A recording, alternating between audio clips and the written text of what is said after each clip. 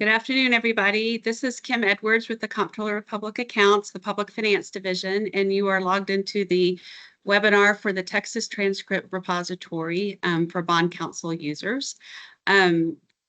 We still have a few people joining in, so I'll just do some introductions and some housekeeping, and then we'll get started. I'm joined today by Leslie Brock and Benita Prohl from the Office of the Attorney General Public Finance Division, who has been our partner in developing this project, as well as Maya Vental, who's led our IT team, our fearless leader. And then you may recognize some of the other staff that you've worked with on our bond clerk division, Teresa Getz and Trevor Wright, Melissa Popkoff, and Duvan Arsola, who also works in our team. We've got about 80 people registered for this, so we're really excited about that and excited about this project. Everyone's microphones and cameras are turned off during the presentation because of the number of users. Maya will be manning the chat for us, so if you have any questions, feel free just to type those into the chat and we will get to them. And anything that we don't get to, we will make sure that we follow up with you with answers. So with that, I want to just again say welcome to everyone. We really appreciate you taking the time out of your afternoon. We are recording this, so it will be available and we can send out a link so that you can share it with your colleagues and go back and watch it as well. I'll also be sending out a PDF of the deck of the presentation slides, as well as our user guide and some tips or some slides to help you with the new user sign-on piece. So I will be emailing that out this afternoon after the webinar. So with that, I'm going to share my screen and get started to tell you all about the Texas Transcript Repository. So first of all, a thank you to everyone for your patience. As you know, this has been a long time in development. I think we first reached out about 6 or 8 months ago. And we also have had a number of law firms and attorneys and paralegals and legal assistants help in testing and providing commentary. So we really appreciate that feedback. It really made a big difference for us.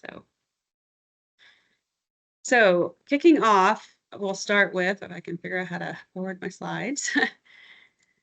What is the Texas Transcript Repository, and more importantly, what it's not?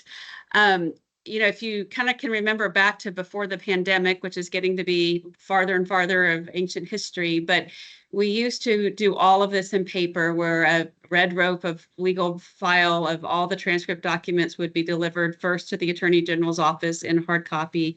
And I think they even had 4 or 5 copies back in the day. And then you would walk those over to the comptroller's account to the office, and we would register those bonds and then provide you with the opinion and the registration certificates. During the pandemic, we had to pivot, obviously. And so the OAG developed processes where you could submit those documents via email. Most people are using a share file or a Dropbox link to provide the documents. However, the comptroller's office was not able to use those documents as part of our official transcripts. So as you may know, we've been collecting still paper transcripts of all of the bonds that we've registered. Some of you may remember about 2 years ago, or in the spring of 2024, we kind of did a recap and we realized we had over 850 transcripts that we were missing from the beginning of the pandemic forward. So, you know, in the old process, it was kind of airtight, because if you wanted your bond registered or an opinion issued, we had to have a paper copy.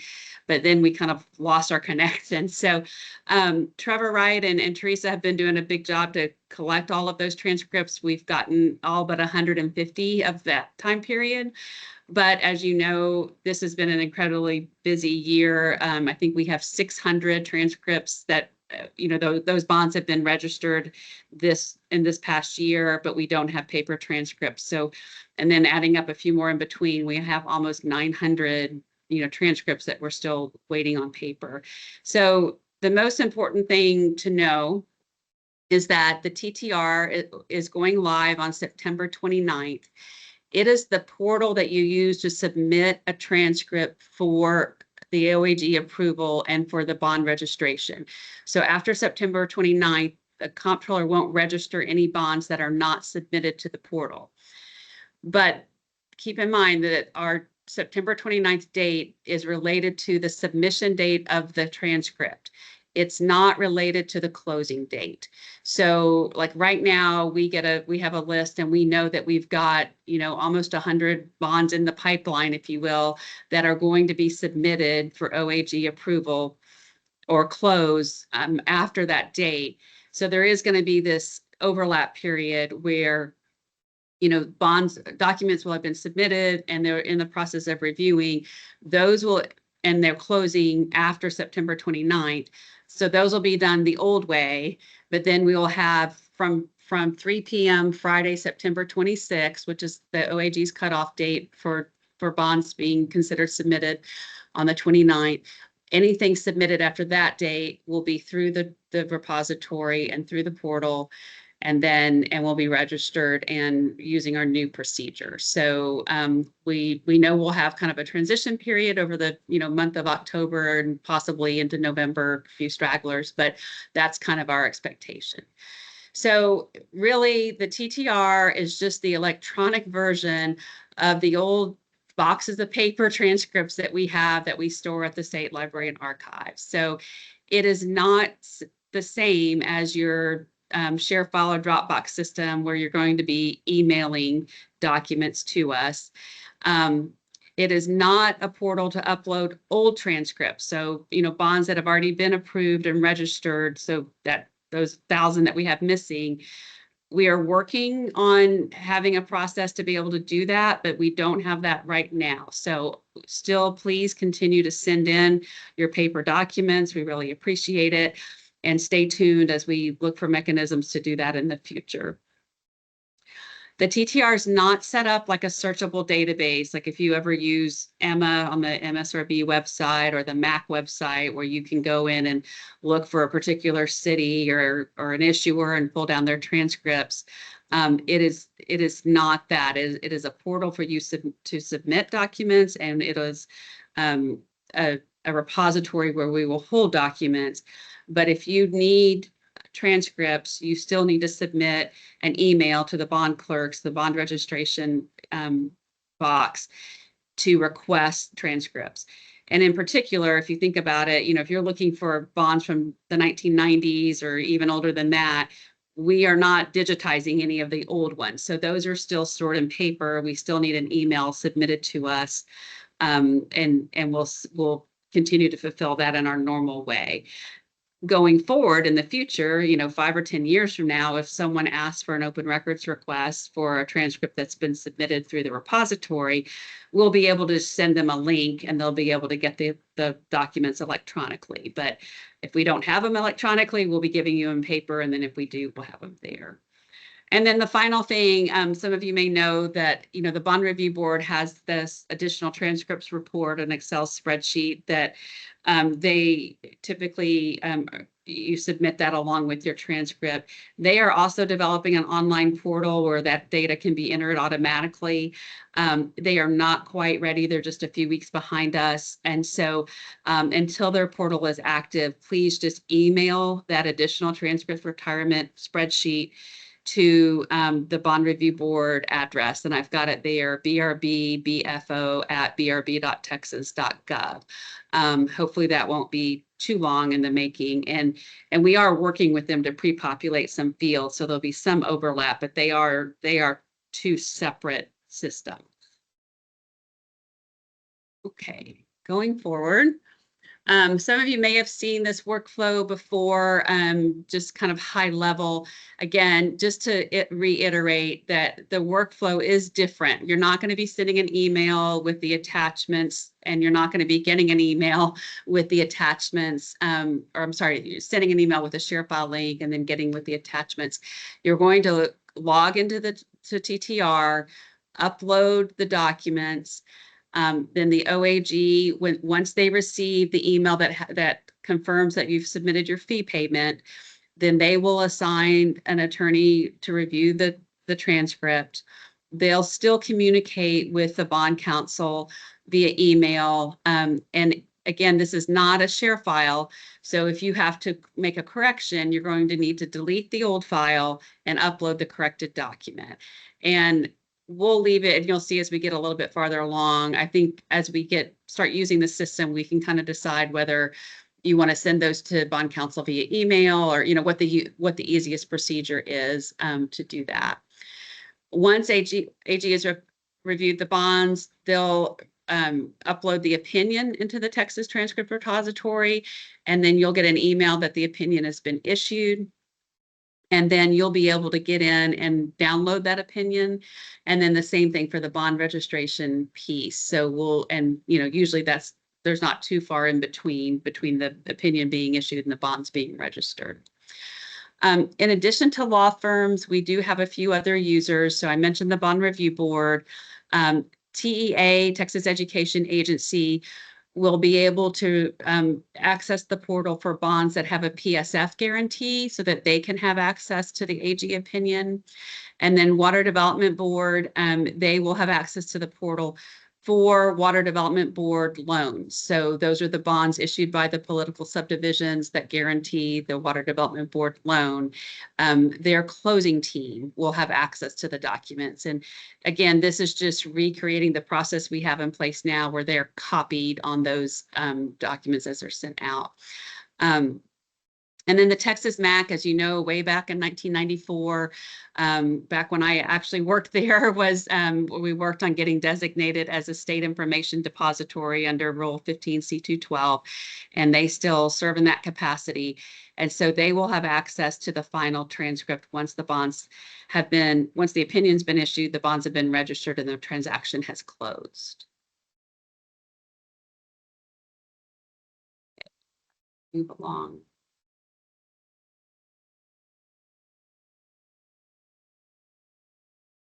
Okay, so the next question is, who needs a TTR account, and how do we go about it? And some of you may have seen, we've had a lot of email traffic back and forth about it. Even though if you think it's mostly going to be a legal assistant or a paralegal that's actually going to be submitting the transcripts, we really want to encourage the attorneys, everyone in the firm that works on the transactions, to set up an account. And you'll see why a little bit later, but basically each transcript record that we create, we will be adding a data field, kind of a tag that says, here are the people that are working on this transaction. And then the system will automatically email those people and let them know, that the opinion's been issued or that the par amount has changed, the critical steps in the process. This also allows us to keep kind of a combined database so that we don't have, each agency having their own kind of list and phone numbers and all of that. And it will provide the OAG staff a quick resource to access the contact information if they have a question, which attorney do I need to talk to and everything. So the good news is, if you remember, y'all sent large spreadsheets with your contact information, and Maya's team is in the process this week of getting everyone set up, so we don't have to have every person click on the button and set their account up individually. The second step to setting up the account is our multi-factor authentication program, which is called OCTA. And I know that sounds like a mouthful. I think it sounds a lot scarier than it is. If you've logged into your bank account, a credit card account, it seems like even my newspaper wants to send me a text and say, is it really you? So this is just that second confirmation that the person logging into the account is the actual user of the account. I'm not going to take up our time today going through that step by step. I have a separate set of instructions, and we're happy to work with you all on that. I'm going to give you some high level tips, but I really want to focus our time today on the actual repository and how we upload transcripts and that process.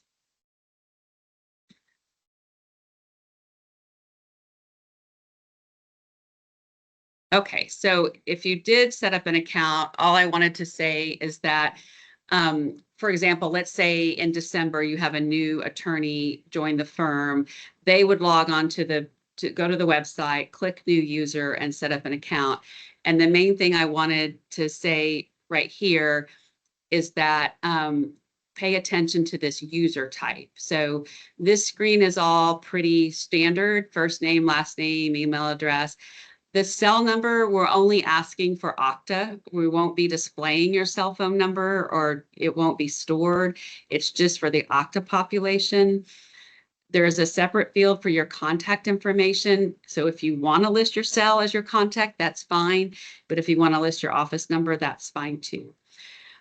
When you get to the user type, the main thing here is to make sure that you select bond counsel and not one of the other user types that I mentioned, Office of the Attorney General, Bond Review Board, Mac user, and everything. So make sure you select the right user type. And there are some checks in there, like if you say that you're with the Bond Review Board, but your email doesn't end with brb.texas.gov, it won't let you sign up. But just pay attention. I know the first time I logged on, I was just trying to move quickly, and I didn't select the user type that I wanted. When you select bond counsel, it will also provide you with a drop-down list of firms that we have in our database. And so again, we're trying to keep this database up to date. So if your firm merges or the name changes or you have a new firm, please email the bond registration people, and we will get the database updated. Or if we have a spelling error or a typo or anything like that, please let us know. Same thing, I didn't say this earlier, but when on the new users, we ask that you send an email to bond registration ahead of time to let us know, hi, John Doe's joining our firm in December. We're going to be setting up a new user account. That just helps us make sure that we're not having more users, that we're, keeping track of the people that are users on the program.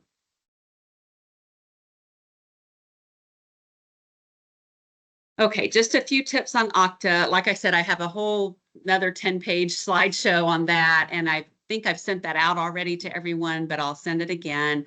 One of the things, Okta is a commercially available program, and Maya, please jump in here if I'm not saying this the right way, but just like Adobe or Excel or any other software, it's just the software that we chose to use for our multi-factor authentication. We've done our best to give you kind of step by step. I kind of realized over the last weekend when I was kind of looking at this, like if you just get into Google or ChatGPT or whatever and say, how do I set up an Okta account? There are a lot of other users who use Okta. Like there were some universities that had really nice videos with calm, peaceful music. And so there's lots of resources available, particularly for the larger firms. If you've got a dedicated IT team, maybe they can be a resource. But, with the beta testers that we've had so far, I will say that it sounds a lot more complicated than it really is. So there's a lot of little steps, but it's really pretty self-explanatory. We do have a separate help desk for Okta. This week, after we finish the webinar, we are going to start sending out emails to activate your Okta account. So you will be getting this email, noreply@okta.com, and it will have a link. That link is only valid for 7 days. So please go in and click the link and set up your Okta account, even if you don't do anything else. If you forget to do it or you're on vacation or whatever, you can send an email to bond registration. Really, we're going to send the email to the second address there, dsdsec@cpa.texas.gov, and they will resend your link and everything. One tip that I had from one of our beta users is that it kind of helps if you go into the App Store and download the Okta app first before you click your link. And that way, when you follow through the steps, it'll already be on your phone, and it's just kind of one less way you can go sideways when you get going. When you do download Okta, there are several, if you see here, we've got several different methods you can use. I think the most common are the phone, and so that will most likely be a text. You can get a voice call if you want, that just gives you the 6-digit code and you enter it in, or the Okta app. And, I kind of was remembering back many years ago when I worked in the private sector, we were issued like a little key fob that we put on our keychain, and it would generate random numbers. That's basically what the Okta Verify app is. It's just generating those random numbers on your phone, not on a separate little fob. So there are other features, but again, those are the two that we're most likely with. to use, and we suggest that you do set up 2 methods so that, for some reason your phone number changes or something, something changes, you've got a secondary method to use. Okay, so that's the boring stuff, the way I look at it. No offense, Maya, but let's kind of move on to the system itself and how it all works. So this is the main login page. When you set up a new user, we will send you an email with a link to that login page. I would suggest you bookmark it and have it there.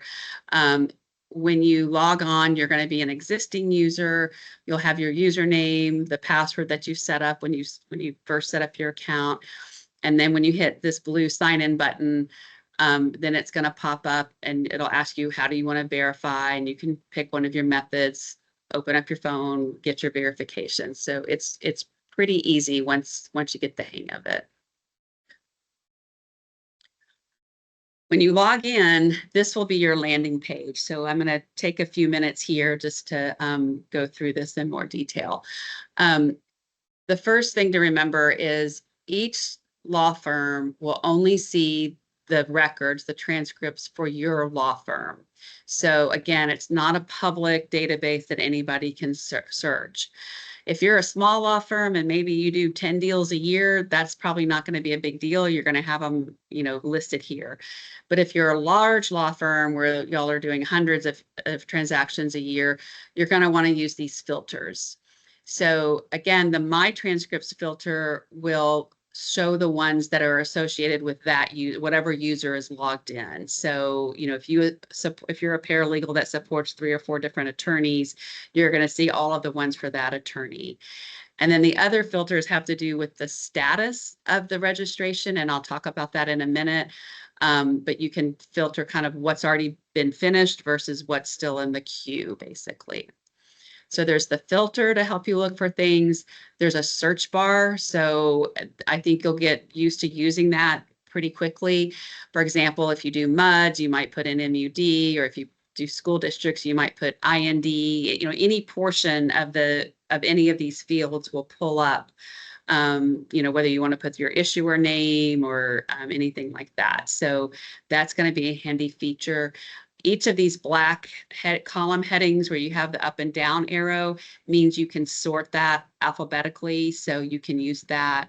This issue opinion number is your record number. It is also the OAG number. So that's another way, like I realized, oh, the most recent one I worked is going to have the highest number, or if it's a really old one, it's going to have a low number. So you can use that to search. We've set up the system to display all of the records that have closed in the last 90 days. So this isn't going to be a list that goes on into infinity. Every day, the older transactions will drop off. I think we've kind of talked about, think of them as for 90 days, they're in the cloud. And then after 90 days, they're in the glacier. They're kind of put in the deep freeze. And then, so if you need access to an older transcript, you just send that email to bond registration, to the bond registration email box, and we will send you a link, and it'll be sent back to you, basically. So it's not gone forever, but we just have to keep the system, more manageable. There's also, if you're like the office administrator and you want to either print out or download to Excel a list of all the records for your firm, you can use this button to do that. And then I mentioned the status, and we'll get into this more in a little bit, but basically, when it's just submitted, it's new. When the AG is looking at it, it's under review. Once they issue the opinion, it'll change to this blue shield, and then of course register. And then of course, not often, but every now and then a closing gets delayed or a transaction is not going to close and is canceled. All right, we're about 30 minutes in, so I'm going to keep going here. So we've gone through all of that, and now you're ready to upload a new transcript. So you're going to hit this upload new transcript button. And that all sounds really exciting, but I'm going to give you a few cautions here. When you create a new transcript record, that creates the OAG opinion number. And once that number is assigned, we can't delete it or reuse it. So again, don't test out a lot of things and delete them. You really basically want to think about it as following the same submission policies that OAG has had in place. They're pre-file policies. You have to have a substantially complete transcript, basically everything but the pricing information available. Make sure you have all your documents ready to upload. Don't kind of add a couple, go to lunch, come back and do a few more in the afternoon. We kind of want this to be a seamless process. We'll get into this in a minute as I get through the slides, but basically the OAG will not start reviewing the transcript until you send them evidence of the OAG fee wire or payment. And again, I think I have this on almost every slide.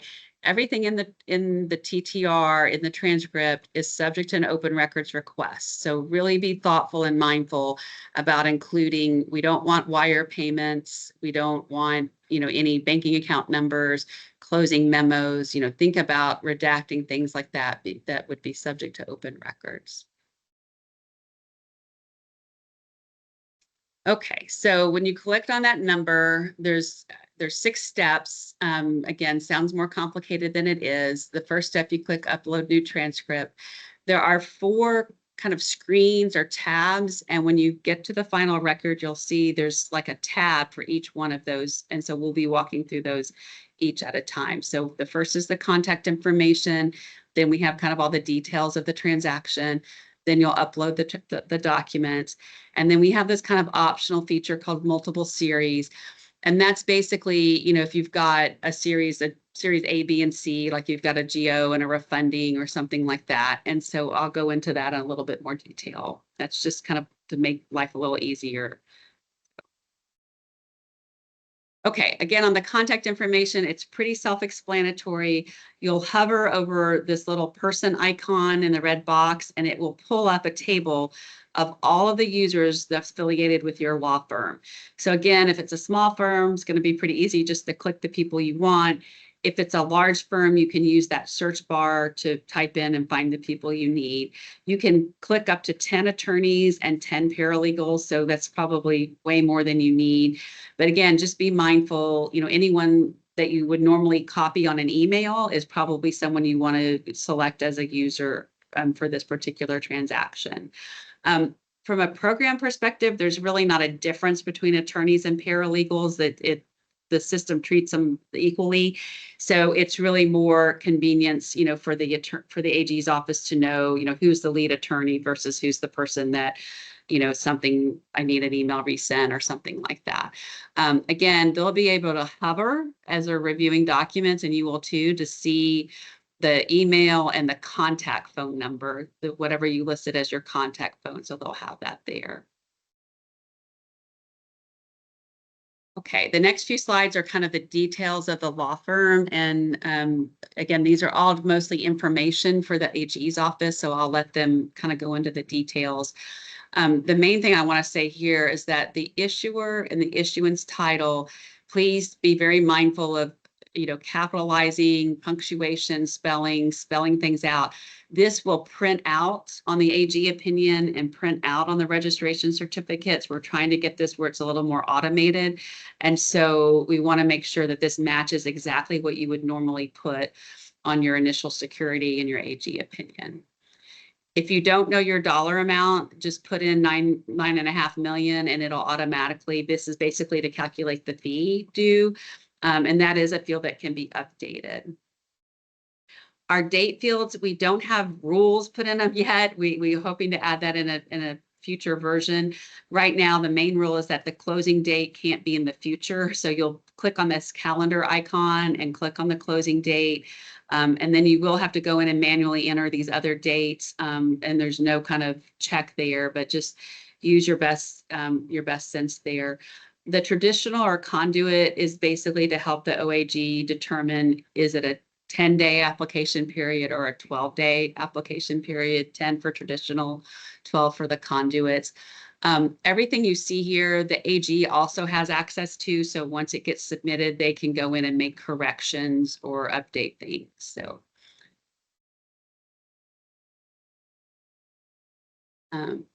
The second piece of this, I just couldn't fit all my bullets on one slide and make it big enough. I think the only thing we didn't, the fee amount will be automatically calculated.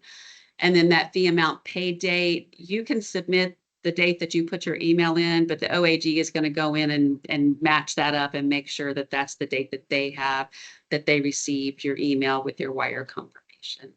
And again, we don't want to load that wire confirmation up into TTR. We only want to send it in an email outside of the system to the AG's office.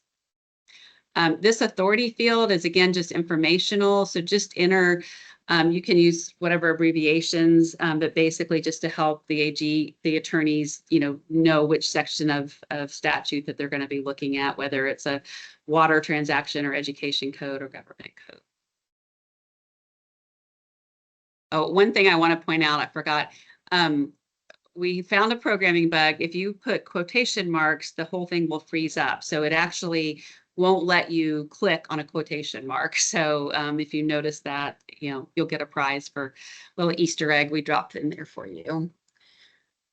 Okay, these are the status options. I think I've kind of gone through those. They're pretty self-explanatory. Again, the main thing to know is that once the opinion is issued, all of the fields are locked. And so you can't go back and make corrections. You can't go back and upload documents or make changes. So again, make sure that everything is kind of where you want it to be before the opinion is issued. The comptroller's staff, we do have an option where we can go in and change the status back and make changes. So I know we've had some conversations with people that sometimes, we find a typo or we have a signature or the development agreement is finalized, a few things like that. So we do have a method to do that. We'd like to kind of think of that as the exception and not the rule.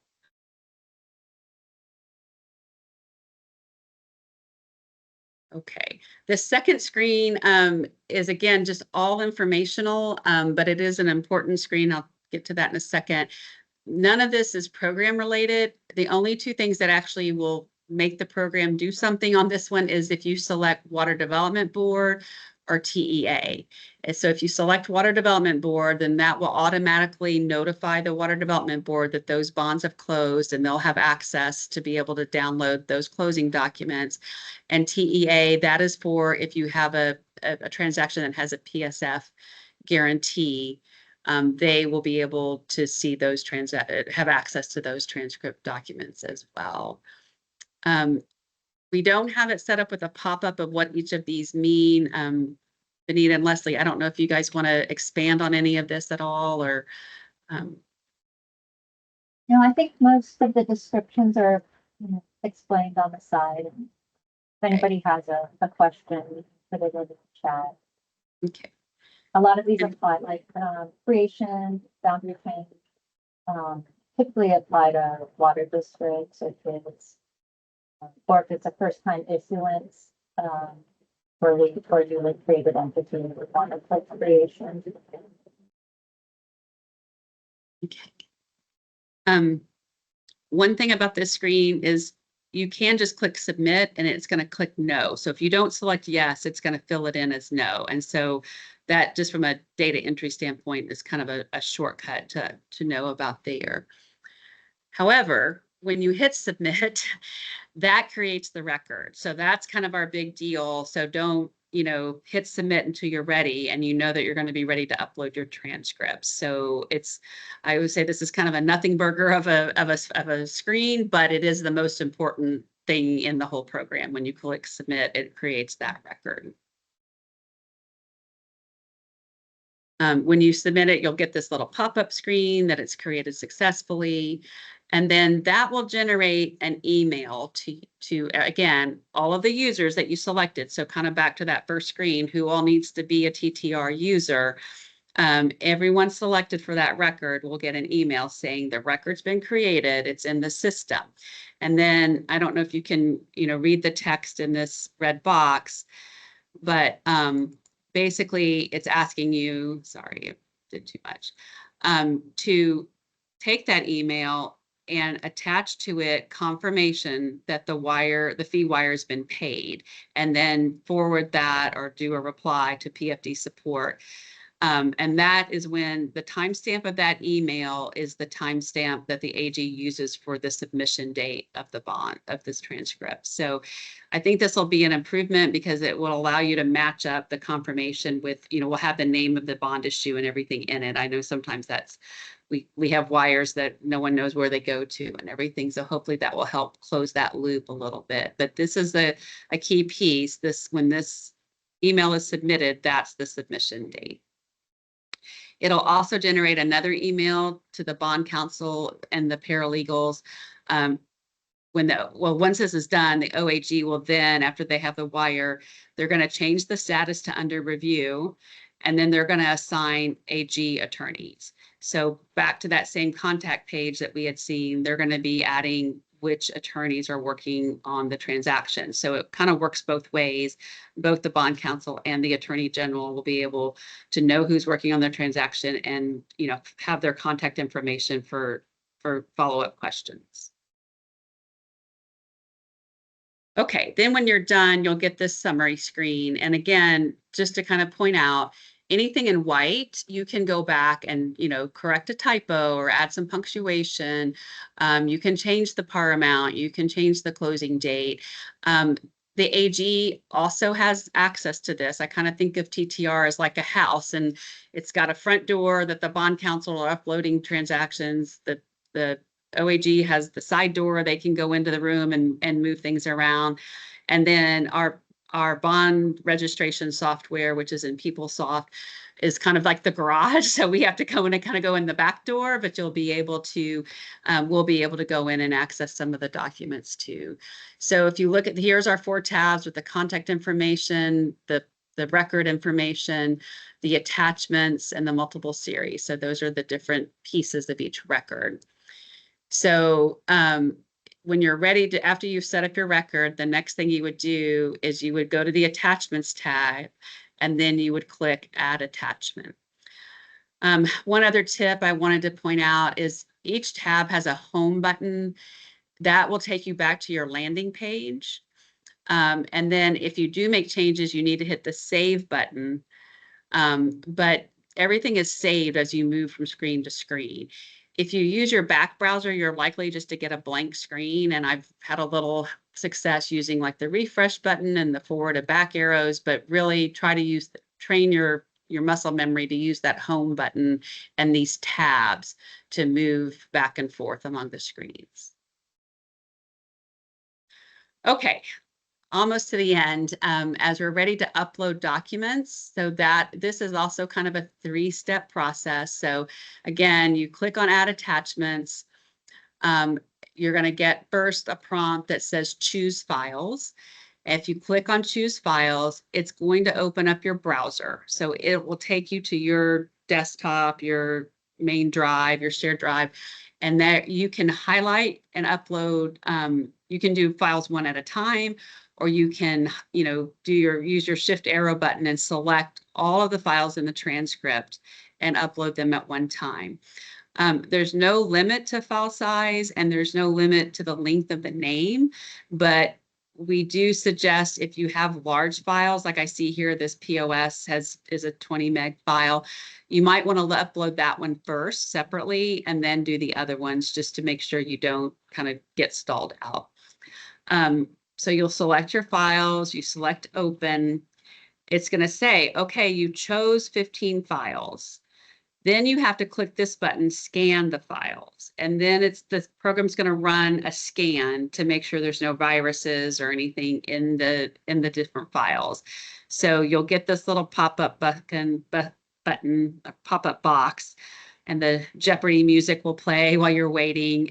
It's normally a very quick process. Like I did this whole one the other day, and it took about 10 seconds for them to scan. Should not be super long, but every now and then if things are slow, or if you notice that it's hung up, you might go back and just try to do a few at a time and see if that works. So After they're scanned, they're still not uploaded, all right? So, first we select them, then we scan them, then you go to the green box and you say upload the scanned files, and that's when they will actually be uploaded into the system. So you do have to do that 3-step process. When it's done, it will list out all the files that have been scanned in, and you'll notice that those aren't in order. So it's going to list them in the order that they scanned them. So the shorter ones are going to be first, right? And then the longer ones like the OS is going to be later. So, but it's really important that you might want to look at that list and compare it to the list that you uploaded. It doesn't give a error message. If a file didn't scan, it just doesn't get uploaded, basically. So you want to make sure that that you double check that. And there is an easy way to do that. So this is what it looks like after they've been uploaded. You'll see them all listed. And let me see if I can zoom in on some of that for you. So if you can see, the files are listed. The date is the date that they were uploaded, not the date they were created. So, so you'll have that there. The next thing I'm going to talk about is you'll notice how we've named these files. So we want to give a little thought to that as well. So when you've uploaded everything, you're finished. You don't have to hit save. I kept trying to convince Maya that we needed a little bit of, like we needed a little button that says I'm done. But you are truly done. And then you can just use your tabs or your home screen to go back and forth. If you click on any of these highlighted blue, it's going to open up that document in a tab in your browser. So you can look at stuff and make sure, oh, did I get the right one? Is it dated? Again, be careful that you're uploading the right documents for the right deal, right? You don't want to put the city's, OS onto the school district's, record or whatever. So make sure you've got some quality control there.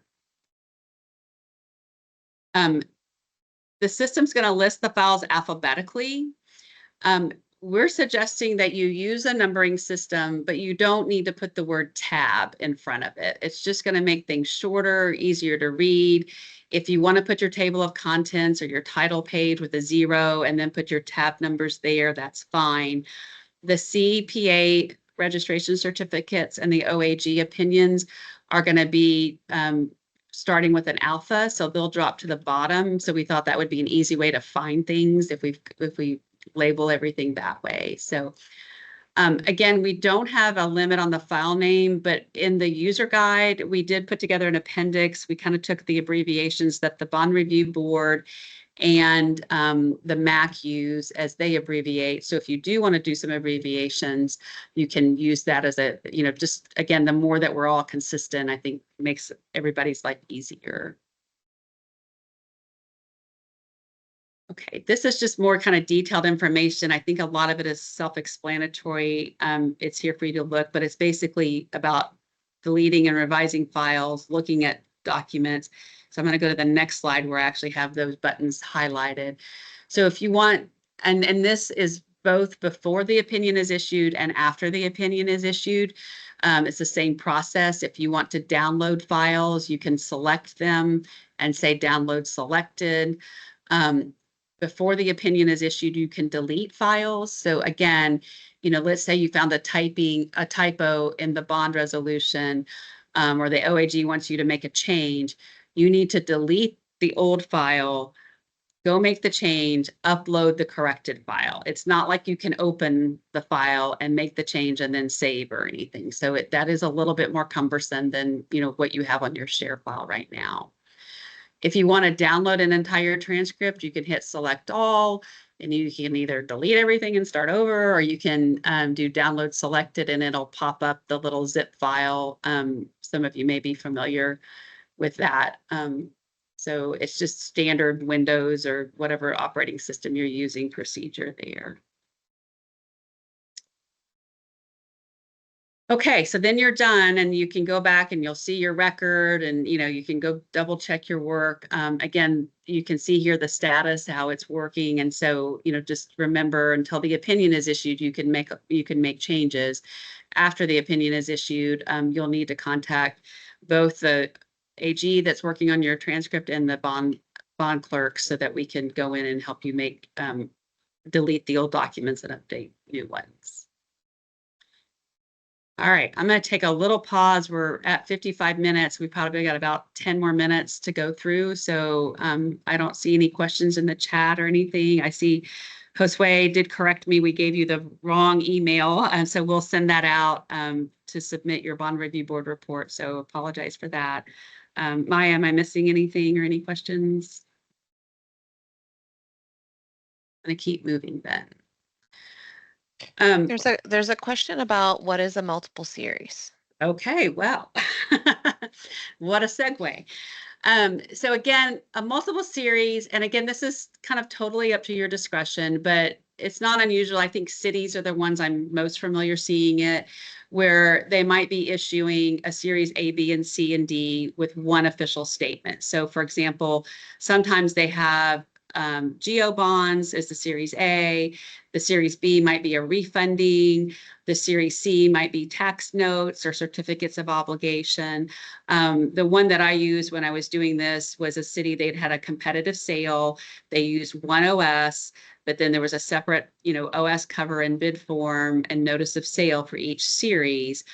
If those 4 series of bonds have a lot of common documents, you don't have to upload the doc. You do have to create a record for each series, right? Everything that needs a separate AG opinion needs a separate record. So you do have to create a separate record for each series, but you don't have to upload the same OS 4 times. You can choose one series as what I call the parent, for example, the series A, and you could put statement or the bond ordinance on the attachments for that one. And then you would go in and we're going to link these. And then that way any user would kind of know, oh, these other series of bonds or maybe documents stored there. So the way we do that is we collect this update. So first we want to create a record for all the series. Then you're going to click on this update related bonds and it's going to pull up a table where it will list all of the bonds affiliated with your law firm. You'll be able to select the ones that you want to relate. And then it's going to give you this live link to those other series. When you click on that live link, it's just like a shortcut. So there's really not any programming that links these two together. It's just a shortcut that opens up the bond record and the attachments for that next series. So, and I think my next slide just maybe describes this a little bit more easily. So here, example is my city of anywhere, Texas. They had GO bonds 25A, GO bonds 25B. If I can zoom in on that for you a little bit. They had this particular one actually had a water. It wasn't even a CO, but often there'll be a CO there. So these 4, we're going to link them all together. So what we'll do is we created the series A. We create all 4 records. Then I go to the series A, I click on the multiple series tab, I click on update related bonds, and this bonds table showing all of my bond issues is there. And probably what I would put here is anywhere, right? I would type in the search bar a piece of the issuer name so that it would pull up those. I'm going to select the little button on each one of those and then hit select related bonds, and it's going to upload it there. So again, totally optional. You can also just create a separate record and upload everything you want. I think it really just depends case by case, whether that's a time-saving device for you or not, from that standpoint. Benita, Leslie, anything you guys want to add? I don't know if sometimes the same attorney is assigned to related series or sometimes it's spread out. But it does, I think, make your life a little easier to know which ones are connected, basically. So it just varies on how the documents are structured.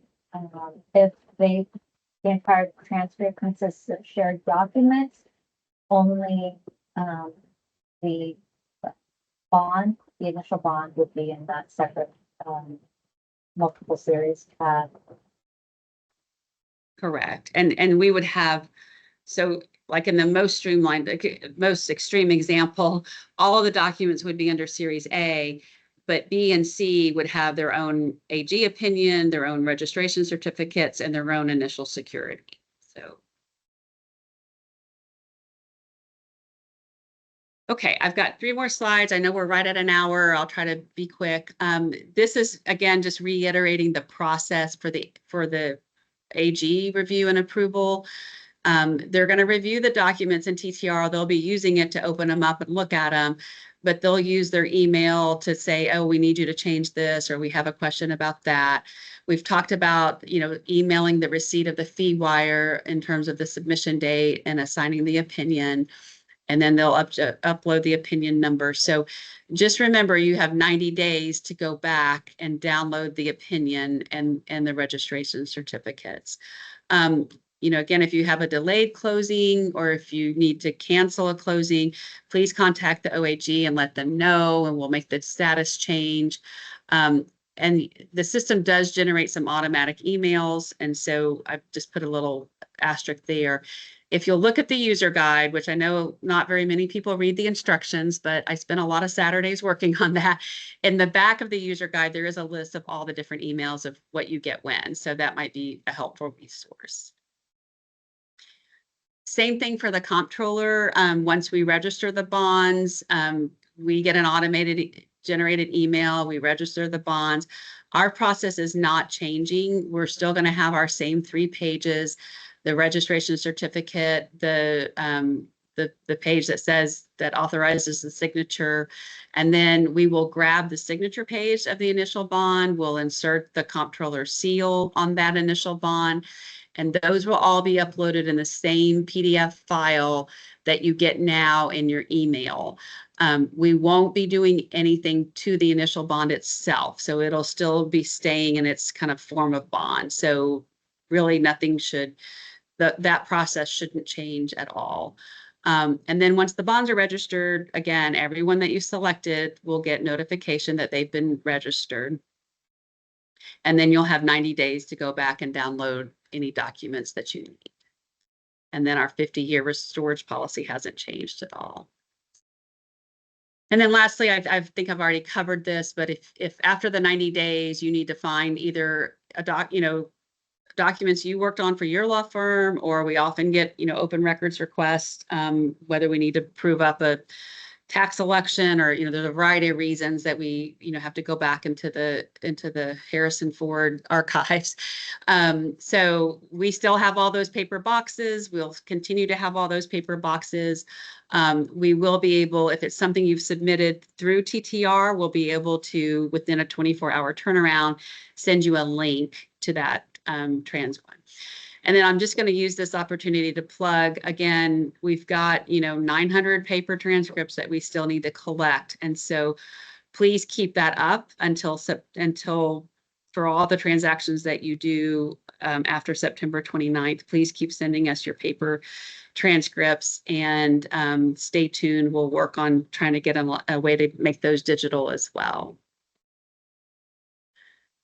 I think that's it. We've put in our contact information. There are user guides. If you've got, we're happy to help. We know this is a new system. We know nobody likes change, but we hope that everyone likes not having to submit paper copies of transcripts anymore. So hopefully it'll be worth the time and effort to make the transition. I'll be emailing out this user guide, all of the slides from this presentation.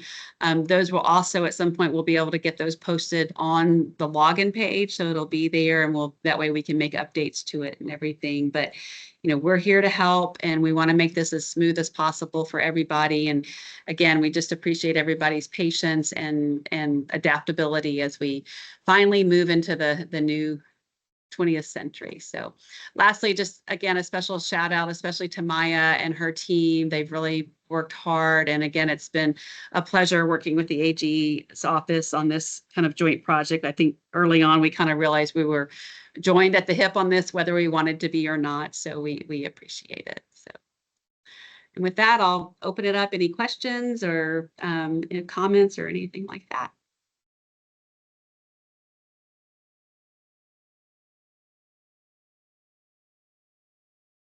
This is Benita. Can I just add, if you plan to submit the transcript on September 29th or 30th, since this is new to all of us, I strongly suggest you pre-file your transcript that prior week, the 24th through the 26th before 3 o'clock.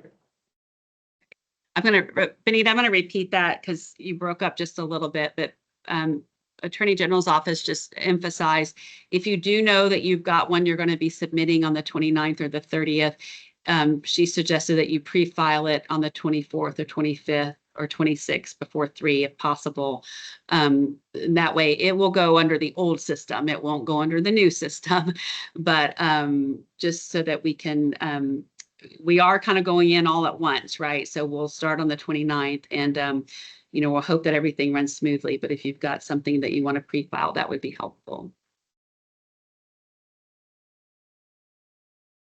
Okay, well, thank you all very much. I appreciate it. And again, we're here, so just feel free to reach out if you have any questions. And again, thanks to everybody who helped with all the beta testing and all the guinea pigs. We really appreciate it. So.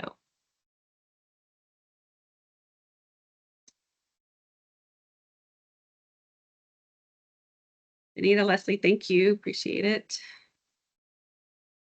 Thank you. Sorry, I'm just responding to the last questions in the chat.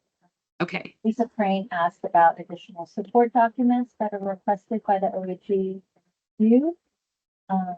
If it's something that obviously does not need to be in the transcript, but just something we need in response to a P letter item, you'll just send that in your response email to the AAG reviewing your deal. If it's something we think should be included in the transcript, we will let you know so that you can upload it to the TTR. And then Lucy Rodriguez asked, Hey, Leslie. Whether you still need to mail a paper copy of the transcript to the Comptroller's office. So beginning on the go live date, the 29th, if everything goes according to plan with the TTR, then no more paper transcripts. But please get your old ones in as and requested. Okay, Benita, I'm sorry, you're going through the questions. Thank you. I appreciate it. No worries. Those are all the questions?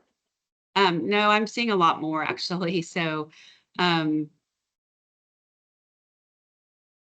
maybe if people want to stay on. So Maya, I'll just start at the top.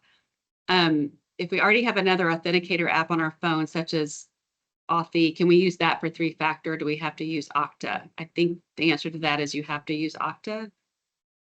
No, there's actually a way on the, when you set up your Okta profile, there's an option to use another authenticator app. So you'll select that. And if it's compatible with your app, it'll help walk you through that process of connecting that other authenticator. Great. Okay. Will we still be notified by email when the opinion is issued? Yes. Well, actually, I responded to that. You won't get an email from the AG's office. You'll receive an auto-generated TTR email saying the opinion has been issued and uploaded to the TTR. Then you can just go from there and download it. Correct. Okay. Okay. So y'all been answering these as we go. Okay. We've addressed all of them. I think, well, there was one that I know this came up before, you know, do additional backup documents that are not actually included in the transcript get included in the TTR? Are they included in the email as attachments? Yes, that was similar to Lisa Crane's question. Okay. So if they're just informational, then just include them in the email to the reviewing attorney. And if they're substantive and we believe it should be included in the transcript, we will let you know, upload them to the TTR. Okay. Okay. Great. Okay. So you guys have an answer. I'm sorry, I didn't see all of those. So. All right. Is there anything else that you see that we need to answer? I don't see Good. any new questions, but Okay. if you have technical issues, please contact the Comptroller's office. If you have either big picture issues with our office, you can contact me, Benita, or Raven, or PFP support. And we'll get back to you. Okay.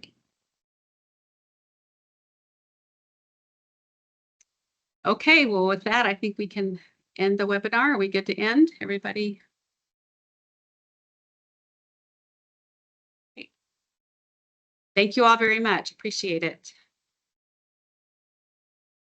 Oh, Kim, do you have Uh-huh. a chance to kind of reiterate that after the go live date, you won't be accepting paid transcripts, so everyone kind of needs to become accustomed to the system. Okay, so correct. After September 29th, the Comptroller's office will only be accepting electronic transcripts. So So, right, new transcripts submitted on or after the 9th have to be we know submitted. that, right, we know that there'll be kind of this crossover period where there'll be a hybrid of the old system and the new system until all the old POs have closed. So y'all have mailed the Comptroller's office those remaining paper transcripts.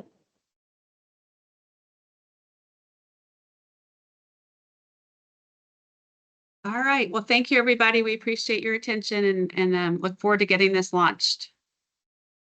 Thank you, Kim. Thank Thanks, you. everybody. Bye.